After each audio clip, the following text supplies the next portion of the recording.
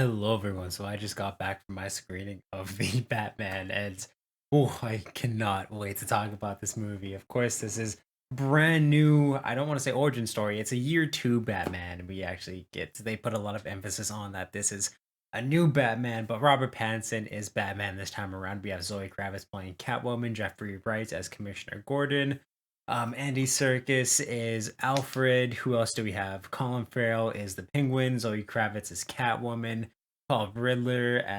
Paul Dano as the Riddler. We have a stack cast this time around. It is directed by Matt Reeves. My goodness. It comes in at just under 3 hours. It's about 2 hours and 55 minutes long. So it is a very long movie, but it does not feel like that at all. Yeah, really, just without further ado, let me get into this review. I'm going to try and keep this as spoiler free as I possibly can. I'm probably going to talk and a lot about this. So if I do come across something that does have spoilers in it, again, I'm gonna try not to, but if there is, I will give a warning about it. And yeah, so let's just get into it.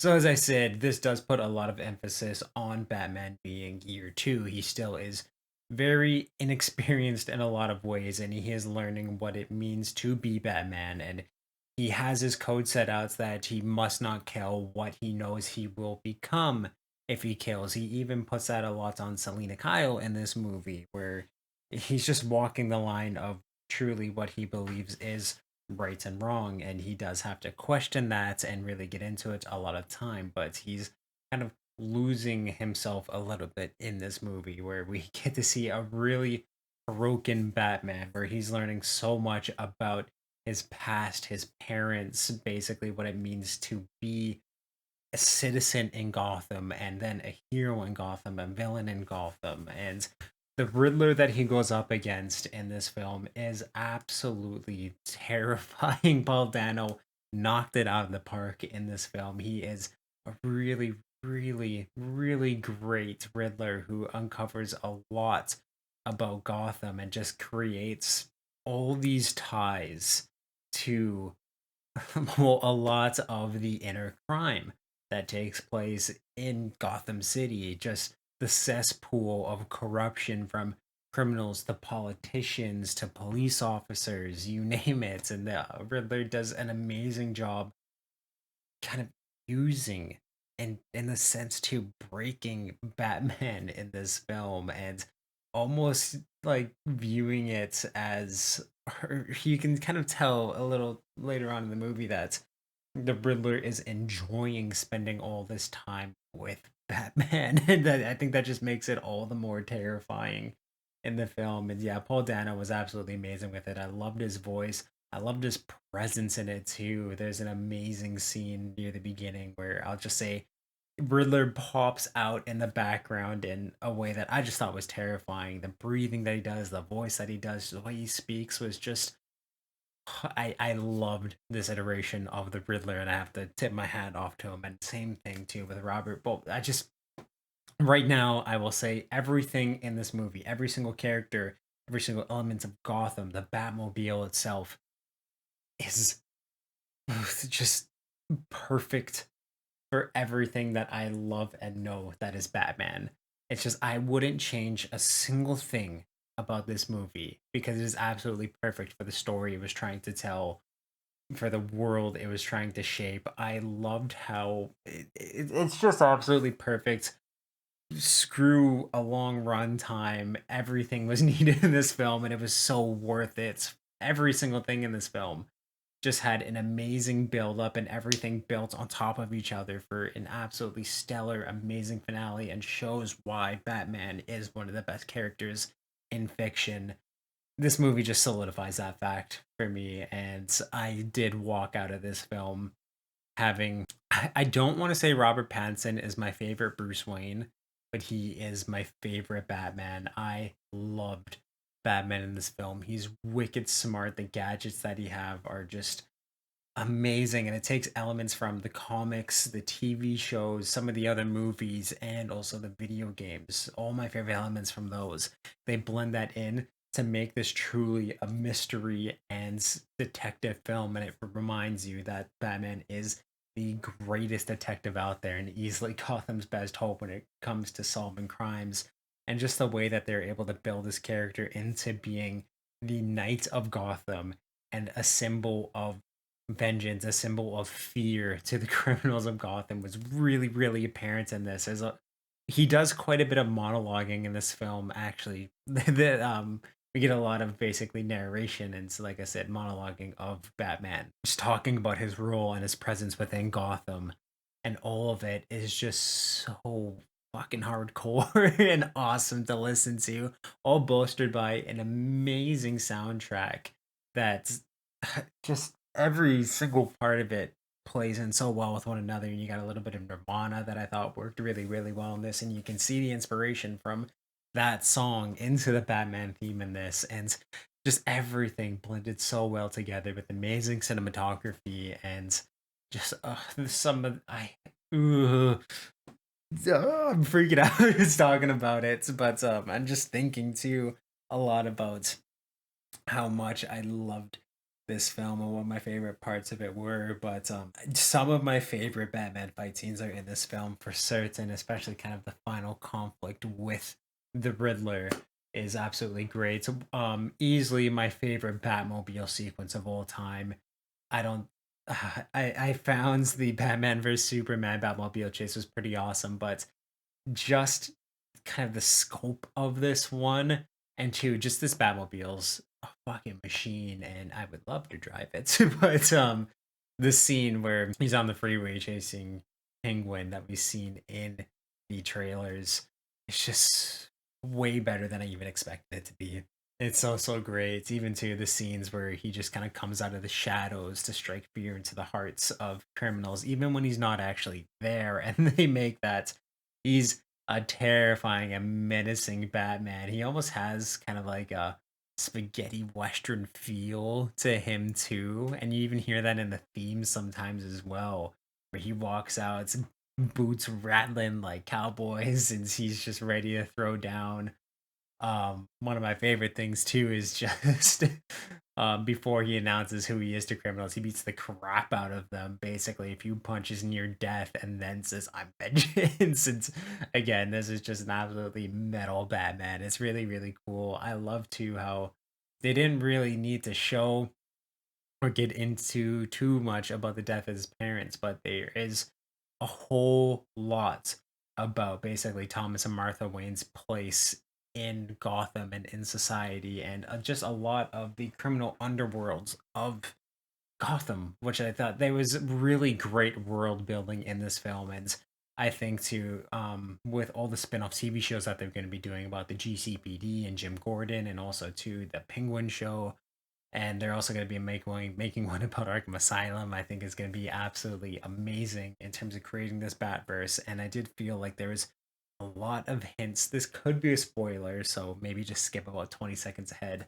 But there could be a lot of hints about the Court of Owls making its way into the next film if they do one, which I do think could be absolutely fantastic and amazing. And I know they've talked about doing a Mr. Freeze film, but I would much rather prefer a Court of Owls, and I think it would just fit in a lot better if they were, if I know they're going to do sequels, but I would love to see them, and I just think that they would work so well in this world if they were to do that storyline. But yeah, everything down to the suits to the Batmobile was just, again, like I said, everything I could have ever wanted Batman to be or a Batman film to be. It's just absolutely stunning. Every single shot was blowing my mind. It was filmed so well and just scored so well, acted so well. Everyone brought their A game to this movie, and it paid off. And like I said, this is, I know this word's thrown out a lot, but this is peak Batman to me. This is just all the best things about the character from every single iteration and every single form put into a movie that just works so damn well. Again, I loved how it was a mystery that you were able to kind of solve in your head too as you went on about what the Riddler's plan was, what all his clues were, and things like that. And it truly was my favorite on screen iteration of the Riddler, of Catwoman, of Alfred, of Jim Gordon, of Penguin, of Batman. Just everything was just chef's kiss is really all I can say about the movie. Matt Reeves knows what he's doing, and I'm honestly, I'm gonna go be seeing this again on Saturday. So in less than 48 hours from now, or less than 36 hours after my first viewing of this. But too, there's just so many shots. I love the whole Falcone storyline. There's just one really cool shot too that I really liked, where in Falcone's little hideout, there's a big window that overlooks one of the bridges going into Gotham. And I just thought it was so cool how he has eyes on everything coming in and out of Gotham, and it's all beneath him. So he, like, in a sense, I found like that shot was showing that Falcone, everything goes through Falcone in Gotham. So I don't know if that's what they're going for. I really hope so, because I just thought that was a really cool illustration. But that is one of the many amazing just kind of illustrations and personifications that the shots have in this movie, where there's a lot of meaning behind everything. And I love the way that Bruce was solving all of his basically mysteries that were in and around this film. I love how they showcase that Bruce Wayne is Batman, and like that's that's when he is himself. And just to how the Riddler was always kind of one step ahead of him, and he really understood Batman and what he stood for. And same thing too, like Jim and the Riddler in this film are big Batman fans, and I loved how they're able to show that in the ways that they did, where again, Bruce Wayne,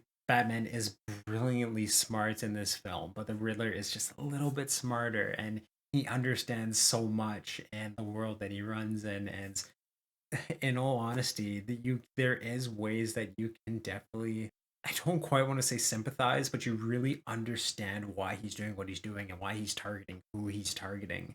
There is a little bit of that like loser energy that zips out of him when they kind of get a little more into his character, which again I did really enjoy seeing, because of course the Riddler is insane and he does have a lot of pity within him, and I just found that they showcase that brilliance. But he's still again a really smart person who did truly methodically think of everything that he was doing and think he was right to do what he was doing. And a lot of the times I feel like a lot of people would again, and try not to spoil it, but a lot of people would agree with what he's doing, and they showcase that in this movie.